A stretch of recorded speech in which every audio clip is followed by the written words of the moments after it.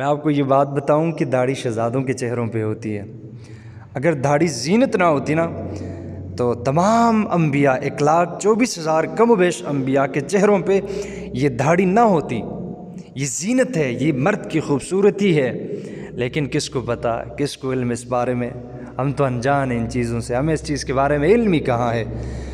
اگر داڑھی زینت نہ ہوتی تو حضور اقدس سرور کائنات سردار دو جہان حضرت محمد مصطفیٰ صلی اللہ علیہ وسلم کے چہرے انور پر داڑھی نہ سجی ہوتی، لیکن کس کو پتہ اس بارے میں؟ ہم تو بس ہیلے بہانے ڈھونڈتے رہتے ہیں، ہمیں تو بس ہیلا بہانا چاہیے سنت کا مذاق اڑانے کے لیے۔ کیا جواب دیں گے حضور صلی اللہ علیہ وسلم کو روز محشر کہ ہم نے آپ کی سنتوں کے ساتھ ایسا مذاق کیا، آپ کی تعلیمات کا یوں مذاق اڑایا ہم نے؟ میری آپ سے درخواست ہے، ایسے قسم کے ہیلے بہانے جو لوگ کہتے نظر آتے ہیں کہ بھائی داڑھی اسلام میں ہے لیکن داڑھی میں اسلام تھوڑی نہ ہے، کہتے ہیں آپ دیکھیں ان لوگوں کو جا کے، اکثر لوگ دھوکہ دڑی میں وہی ملوث ہوتے ہیں جن کی بڑی بڑی داڑھی ہوتی ہے لوگوں کو دھوکہ کرنے کے لیے اور لوگوں سے دغا بازی کرنے کے لیے انہوں نے داڑھی رکھی ہے۔ اب یہ بات تو غلط ہے کہ ہم ایک داڑھی والا اگر چور ہے، ایک داڑھی والا دھوکہ کرنے والا ہے، ایک داڑھی والا ملاوٹ کرنے والا ہے، تو اس کا مطلب یہ نہیں کہ داڑھی غلط ہے۔ اب کم سے کم سنت کا تو مذاق نہ اڑائیں، اب کم سے کم حضور علیہ السلام کی تعلیمات کا تو مذاق نہ اڑائیں۔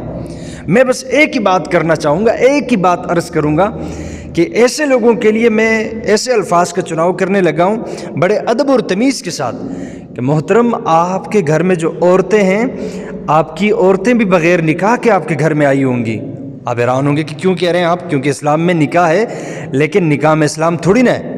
اس سے بھی بڑھ کر میں ایک بات عرض کرنا چاہوں گا کہ آپ کے مردے، آپ کے مسلمان بھائی جب دنیا سے رحلت کرتے ہوں گے تو آپ انہیں بغیر کفن کے دفن کرتے ہوں گے۔ کیوں؟ کیونکہ اسلام میں کفن ہے لیکن کفن میں اسلام تھوڑی نہ ہے۔ اسی طرح آپ کی عورتیں ننگے سر اور عریانہ لباس پہن کر باہر گھومتی ہوں گی۔ کیوں؟ اسلام میں پردہ ہے لیکن پردے میں اسلام تھوڑی نہ ہے۔ اسی طرح آپ غیر محرم عورتوں کو جی بھر کے دیکھتے ہوں گے، کیونکہ اسلام میں حیا ہے، حیا میں اسلام تھوڑی نہ ہے۔ ایسی قسم کی منطق جھاڑنے والے لوگ وہ یہ گفتگو کرتے ہیں جن کو سنت اور حضور کی تعلیمات کی قدر و قیمت کا پتہ نہیں ہوتا ہے، ورنہ جو عاشق رسول ہوتے ہیں، جو حضور پہ ناز کرنے والے ہوتے ہیں، وہ ایسی قسم کی گفتگو ہرگز کرتے نہیں ہیں۔ انہیں پتہ ہوتا ہے کہ حضور کی تعلیمات میں ہمارے لیے نجات ہے، حضور کی سنت ہی ہمارے لیے سب سے بڑھ کر ہے، حضور کی تعلیمات ہی ہمارے لیے سب سے بڑھ کر ہے۔ لیکن کس کو سمجھائیں اور کون سمجھے ان باتوں کو؟ ہمیں تو بس ہیلے بہانے چاہیے ہوتے ہیں۔ خدا را اگر آپ سنت پہ عمل نہیں کر سکتے، کم سے کم سنت کا مذاق نہ اڑائیں، ورنہ کل بروز محشر شرمندہ کھڑے ہوں گے حضور کے سامنے۔ اللہ نہ کرے وہ وقت آئے کہ ہم اپنے آقائے نامدار کے سامنے آنکھیں جھکائے ہوئے شرمندگی کی حالت میں کھڑے ہوں۔